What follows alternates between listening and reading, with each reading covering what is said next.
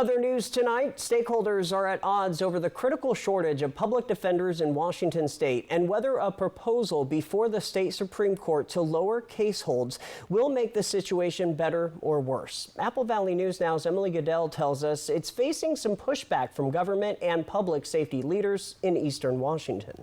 The proposal would cut the number of felony cases public defenders are allowed to handle by 2/3 over the next 3 years and would require cities and counties to double or in some cases triple their spending on public defense, all without additional help from the state. Under the proposed caseload limits, Benton County commissioners say they would have to hire 100 more attorneys over the next 3 years. And Yakima County commissioners say they would need an additional $18.3 million by 2028 to fund new positions, which they don't believe they'll be able to fill quickly. Yakima County already facing a lawsuit filed by ACLU Washington over defendants having to wait weeks without representation due to the existing public defender shortage.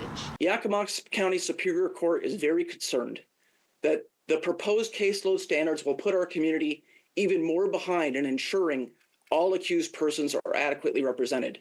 Another concern, what the Benton County Office of Public Defense calls an artificial cap on prosecutions. The number of prosecutions dependent on having a public defender available. And if public defenders aren't able to handle as many cases, prosecutors will have to prioritize violent offenses, sending other charges down to lower courts or not being able to charge at all. But ACLU Washington says if the caseload doesn't go down, public defenders will keep leaving, and the situation will only get worse.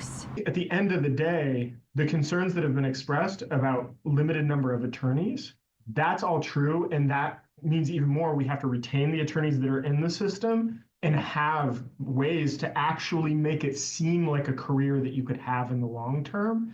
And I think these caseload standards are basically the only step on the way. To address funding concerns, the Washington Office of Public Defense has recommended the court approve the new standards, but push the start date from July 2025 to January 2026 to allow them time to request a significant increase in state funding for city and county public defense services in the upcoming legislative session. There's no deadline for when the state Supreme Court has to make a decision on this issue, but they say they'll be meeting again on December 4th to further discuss the proposed caseload standards. Reporting from the Yakima Newsroom, Emily Goodell, Apple Valley News Now.